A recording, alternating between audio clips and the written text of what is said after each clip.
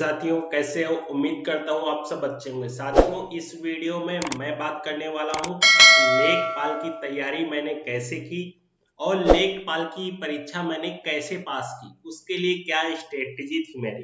तो दोस्तों, इस वीडियो में शुरू से अंत तक बने रहिए। इस वीडियो में फुल इंफॉर्मेशन वीडियो होगा, थोड़ा बड़ा वीडियो हो जाएगा, बट पूरी जानकारी आपको मिल जाएगी।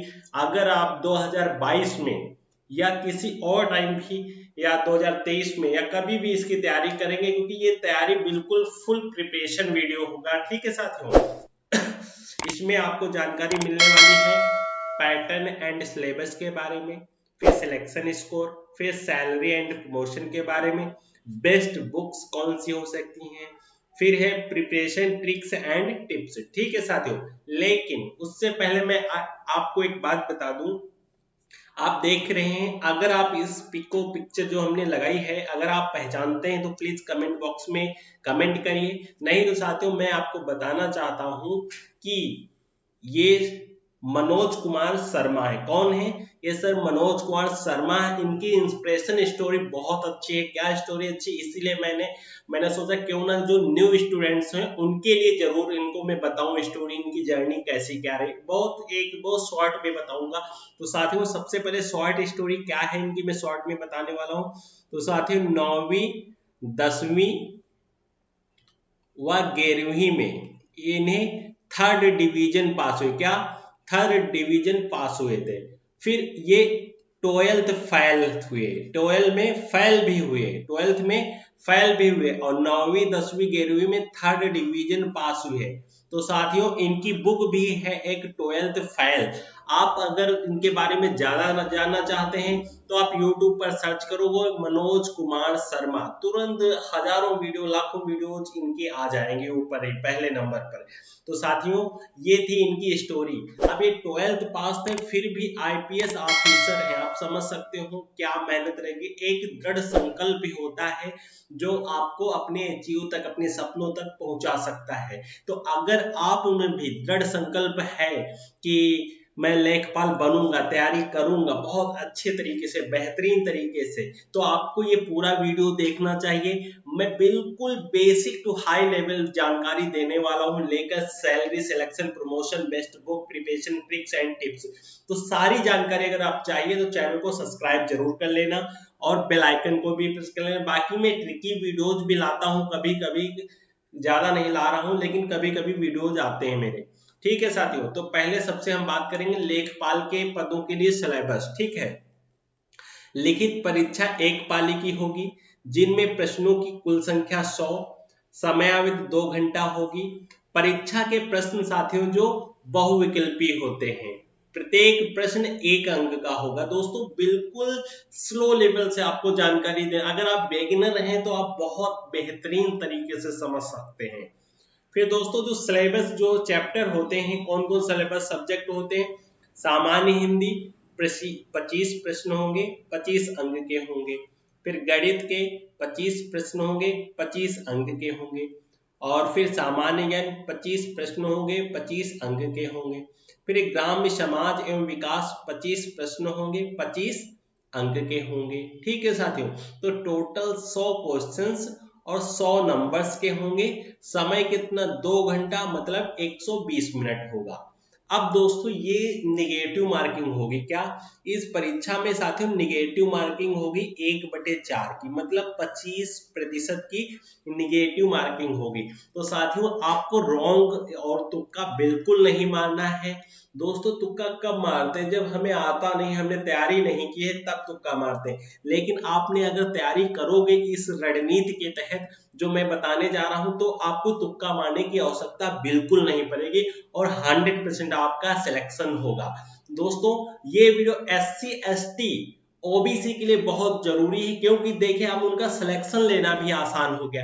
क्योंकि आपको पता है, मैंने खुद फेस किया है, वही मैं आपको बता रहा हूं कि पहले सिलेक्शन लेना सबसे ज्यादा जो SC ST OBC के साथी निकाले जाते थे, आउट होते थे, वो होते थे इंटरव्यू में आउट। क्योंकि पहले जो होता था आपका 80 नंबर का रिटेन होता था,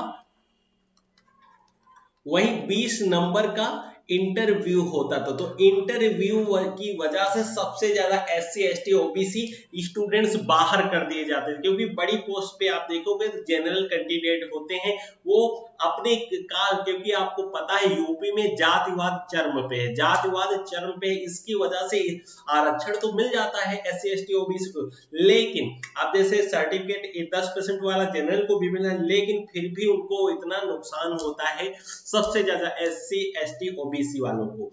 तो साथियों आरक्षण का फायदा है, लेकिन इंटरव्यू था तो नुकसान था। लेकिन अब इंटरव्यू समाप्त कर दिया गया है। सबसे बड़ा जो मैंने फेस किया है मैं आपको बता रहा हूं, इंटरव्यू की वजह से सबसे ज्यादा SC ST OBC कैटेगरी के स्टूडेंट्स बाहर होते हैं, रिटन पास कर लेते हैं लेकिन इंटरव्यू में आउट हो जाते हैं।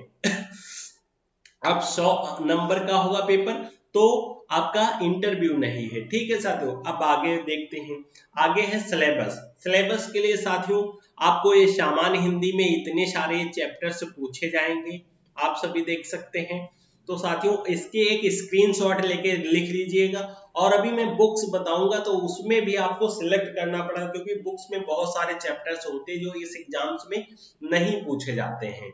फिर ये गणित के हैं, गणित में आपको 4 टाइप्स के पूछे जाएंगे, जो अंक गणित एवं सांख्यिकी, फिर बीज गणित, फिर रेखा गणित। तो इन सभी चैप्टर्स के आप स्क्रीनशॉट लेके लिख लेना। फिर चौथा है, तीसरा ये सामान्य ज्ञान, और चौथा है ग्राम्य समाज एवं विकास। अब दोस्तों सामान्य ज्ञान की भी आपको एक स्क्रीनशॉट लेके लिख लेना है, क्योंकि अगर हम ज्यादा टाइम तक इसको पढ़ेंगे तो ये काफी बड़ा वीडियो हो जाएगा, जिससे आप भी बोर होंगे और मुझे भी काफी टाइम तक इसके वीडियो बनाना पड़ेगा, टाइम लगेगा। इसीलिए साथियों ये आपको सिलेबस स्क्रीनशॉट लेके लिख लेना है आपको। फिर चौथा है जो सिलेबस ग्राम्य समाज एवं विकास, इससे अब इसमें साथियों ज्यादातर आपको क्या करना है दोस्तों, जितनी भी योजनाएं होती मोदी सरकार की, योगी सरकार की, जो सरकार होती है उसकी आपको सारी योजनाएं पढ़ लेनी है।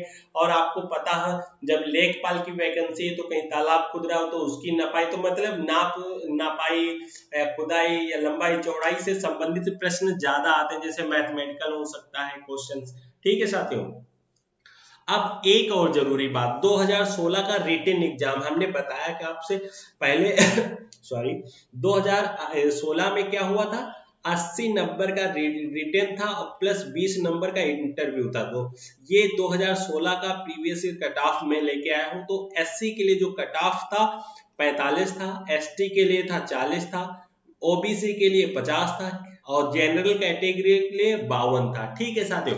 अब दोस्तों जैसे इंटरव्यू समाप्त कर दिया गया है तो कट ऑफ क्या रहने वाला साथियों, आपको जब तैयारी करना है तो एक पास से लिख के रख लेना है, अपने कमरे में नोट बना के लिख लेना है, जैसे मैंने लिखा था वैसे आप भी लिख लेना है, क्योंकि हर टाइम आपका फोकस होना चाहिए, क्योंकि जो करना है दृढ़ संकल्प के साथ करना है, टाइम के साथ करना, तभी आप सिलेक्शन ले पाएंगे, ठीक है साथियों।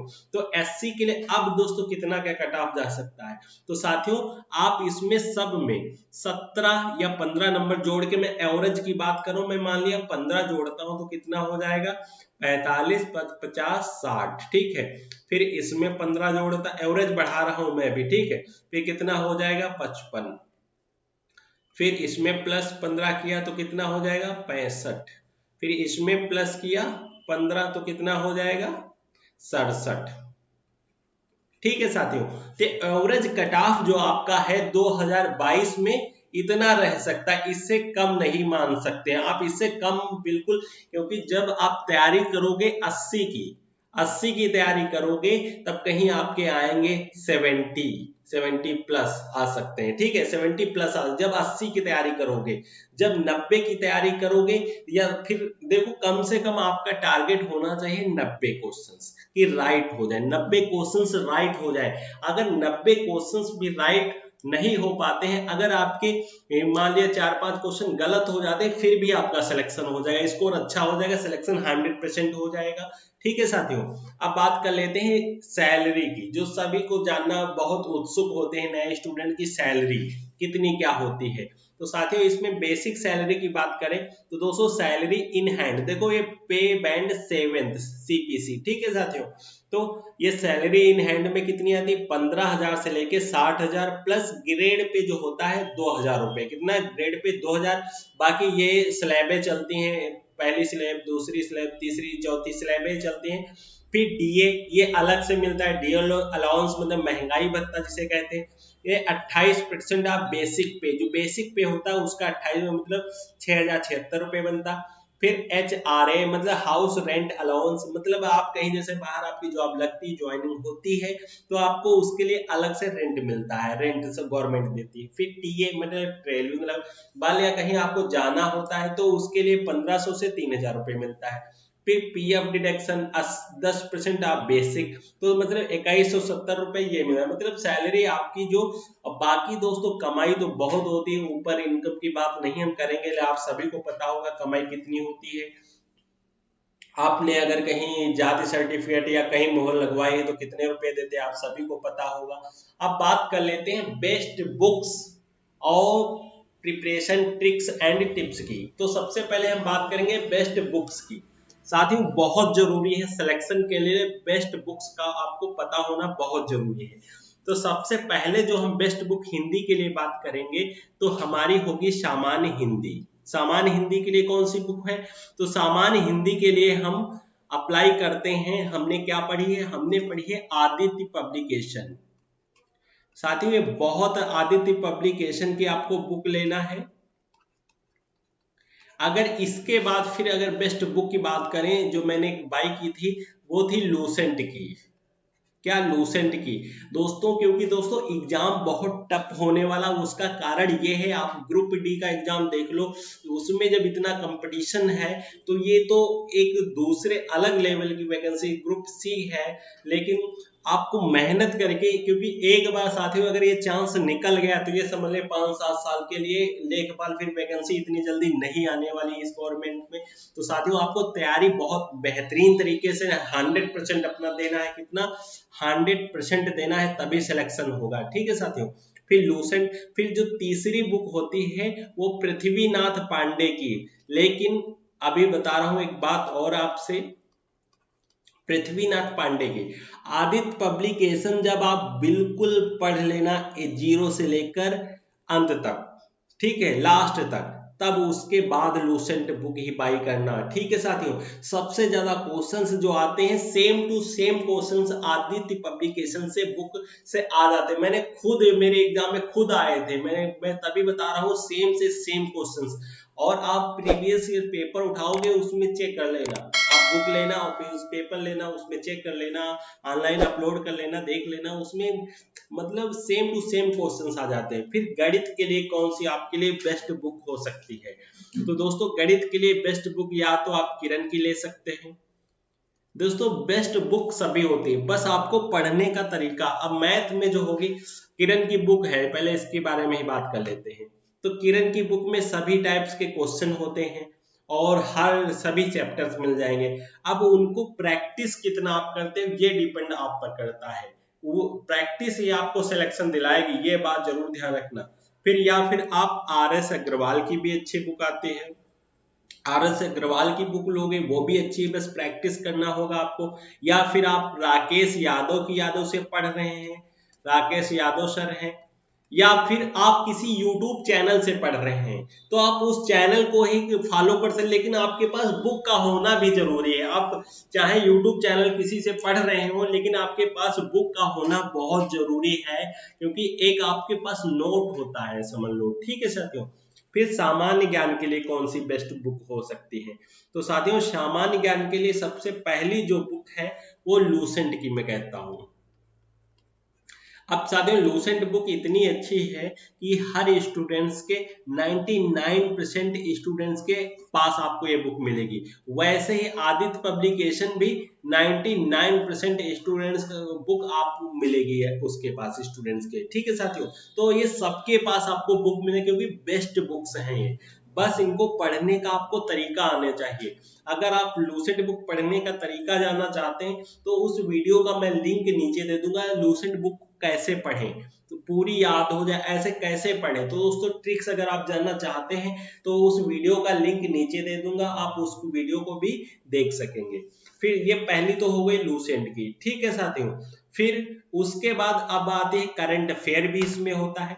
तो करंट के लिए देखो, जब आपका एग्जाम होगा तो लेके एग्जाम से 6 महीने पहले तक का आपको करंट अफेयर तो पता ही होना चाहिए। क्या एग्जाम से 6 महीने बाद का आपको पहले का करंट अफेयर आपको पता होना 6 महीने। आप इसके लिए क्या ले सकते हैं, इसके लिए सक्सेस मिरर या मंथली ले सकते हैं, या फिर कोई और जैसे घटना चक्र आता है 1 ईयर का, वो 6 मंथ का आप उसमें से पढ़ सकते हैं, या 6 मंथ की भी घटना चक्र आता है उससे भी पढ़ सकते हैं। तो ये आप पे डिपेंड करता है, ठीक है। अगर आपको बेस्ट चैनल आपकी नजर में तो आप उस चैनल को भी फॉलो कर सकते हैं, ठीक है साथियों। लेकिन आपको एक बुक तो जरूर लेनी है, क्योंकि उसमें एक नोट बन जाता है। डेली डेली तो हरदम मोबाइल पे आंखें लगाए रहोगे, इससे दिमाग भी डाइवर्ट हो सकता है। आप मोबाइल का मैसेज आया तुरंत आप मोबाइल देख रहे हो, तो मोबाइल की वजह से बहुत माइंड डाइवर्ट होता है।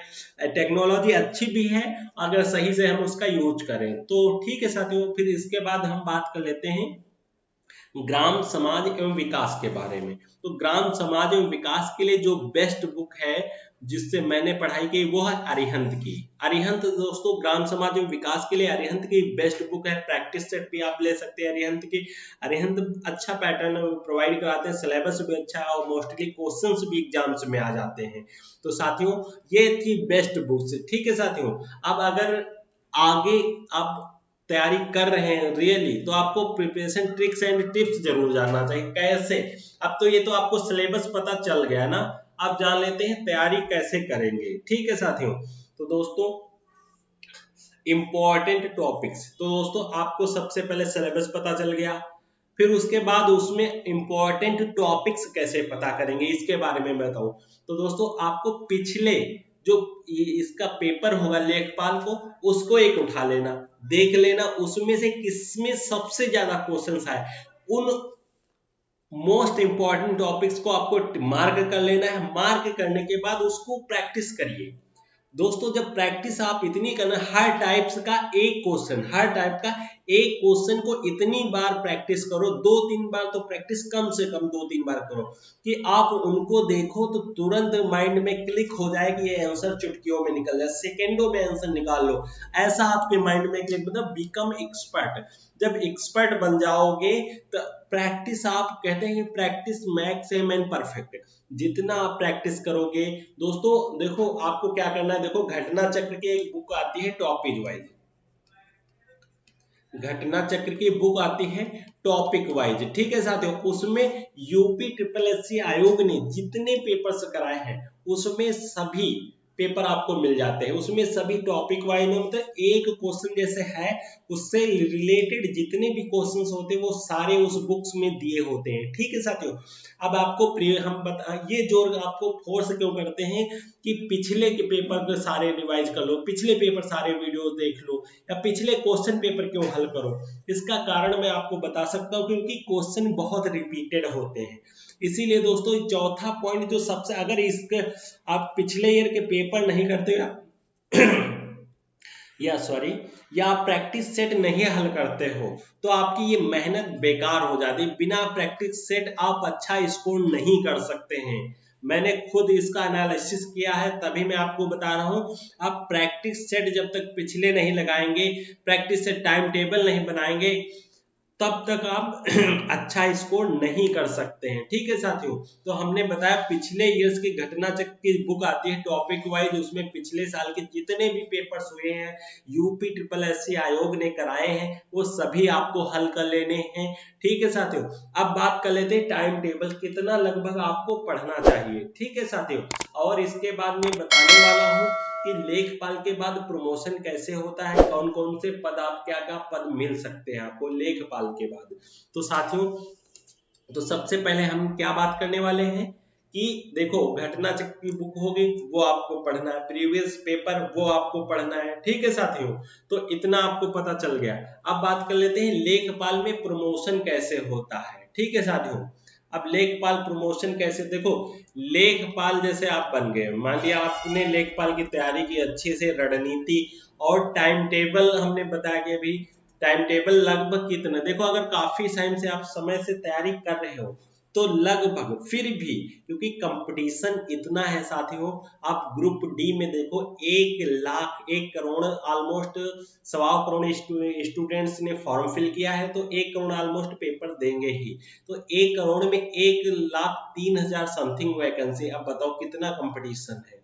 हालांकि ये 2017 में, जब 2018 में इसके पहले हुआ था ग्रुप डी का एग्जाम, तो इतना कंपटीशन इससे ज्यादा था, वैकेंसी भी कम थी और फॉर्म भी ज्यादा, लेकिन इस बार और भी ज्यादा है, कंपनी वैकेंसी ज्यादा है, कंपटीशन थोड़ा कम है, लेकिन फिर भी कंपटीशन है। और फिर ये लेखपाल की वैकेंसी, तो इसमें भी कंपटीशन होगा। इसलिए अगर आप काफी टाइम से भी तैयारी कर रहे हैं, फिर भी कम से कम आपको 8 घंटे तो पढ़ने पर देना है, अगर आपको लेखपाल में सिलेक्शन लेना है, अगर आपको लेखपाल में सिलेक्शन लेना है। और मैंने जैसा बताया कि आपको, कि ये आपको मैप जो है अपने रूम में बना के लिख लेना है, रख लेना है, क्योंकि जब भी आप रूम में इंटर करें या बाहर जाएं तो आपको एक बार माइंड रिवाइंड होता रहे, आपके माइंड में क्लिक क्लिक होता रहे, घंटी बजती रहे कि इतना मुझे स्कोर करना, इतना मुझे स्कोर करना, तब आपका दृढ़ संकल्प पूरा होगा। ठीक है साथियों, अब बात कर लेते हैं लेखपाल के बाद कैसे प्रमोशन होता है। तो दोस्तों लेखपाल जब आप बन गए तो उसके बाद 4-5 साल बाद ये सीनियरिटी बेस्ड, मतलब लेखपाल जैसे आप बने, तो अगर आपसे पहले कोई लेखपाल था, वो आपसे काफी समय पहले से कर रहा है काम, लेखपाल के पद पर है, तो पहले प्रमोशन उसका होगा, फिर आपका होगा। तो लेखपाल के बाद बन क्या क्या सकते हैं, तो लेखपाल के बाद आप कानून को बन सकते हो, कानून को के बाद आप नायब तहसीलदार बन सकते हो, नायब तहसीलदार के बाद आप तहसीलदार भी बन सकते हो। यहाँ तक तो मतलब लेखपाल की आप तैयारी करते हो तो तहसीलदार तक बन सकते हो। ठीक है साथियों, तो साथियों अगर चैनल पे नए हैं तो चैनल को सब्सक्राइब करिए और बेल आइकन को भी प्रेस कर लें। और मैं फिर से एक बार रिमाइंड करा देना जो SC ST OBC सभी स्टूडेंट्स, क्योंकि सबसे ज्यादा स्टूडेंट्स मैंने खुद फेस किया है कि मैंने लेखपाल की परीक्षा पास की, फिर इंटरव्यू से आउट हूँ। मैं फिर से आपको बता देना, इसीलिए मैं कह रहा हूँ कि SC ST OBC कैटेगरी वालों के लिए ये गोल्डन चांस है, क्योंकि इंटरव्यू इसमें नहीं है, 100 नंबर का क्वेश्चन होगा, केवल आपको क्वेश्चन ही हल करने हैं और मेहनत करोगे तो इंटरव्यू, मतलब जब आप, और एक बात मतलब फ्यूचर, इन केस फ्यूचर की बात करूं तो अगर आप जितना ये, मतलब जैसे पता है यूपी में जो धर्म है, वो धर्म की राजनीति, हर चीज में धर्म घुला हुआ है। धर्म अच्छी बात है, लेकिन अब उसमें करियर में धर्म की, मतलब जात की, आपको एक और मैटर बता, जैसे अभी आपको पता होगा यूपीएससी आयोग जो है, जिसे जिससे DM SDM IAS PCS बनते हैं अधिकारी, तो उसमें शुभम कुमार ये OBC थे, और अपाला मिश्रा ये थी जनरल कैटेगरी से, शुक्ला थी शायद, मिश्रा थी, सॉरी मिश्रा थी। तो इन्हें, मतलब शुभम कुमार को रिटेन एग्जाम अच्छा किया, रिटेन एग्जाम अच्छा किया, उसकी वजह से उनका वो फर्स्ट रैंक लाए। अगर उनका इंटरव्यू देखोगे, इतने कम मार्क दिए इंटरव्यू, मैंने बताया जातिवाद बहुत चरम पे है। तो दोस्तों जातिवाद के, हालांकि SC ST OBC को आरक्षण का फायदा मिलता है, लेकिन वही इंटरव्यू में हटा काट लिए जाता है, सारा कुछ पार्ट वो समझ लो उतना लॉस हो जाता है। अब देखो अपाला मिश्रा, अगर ये किसी और कैटेगरी से होती शायद इनकी ये रैंक नहीं होती।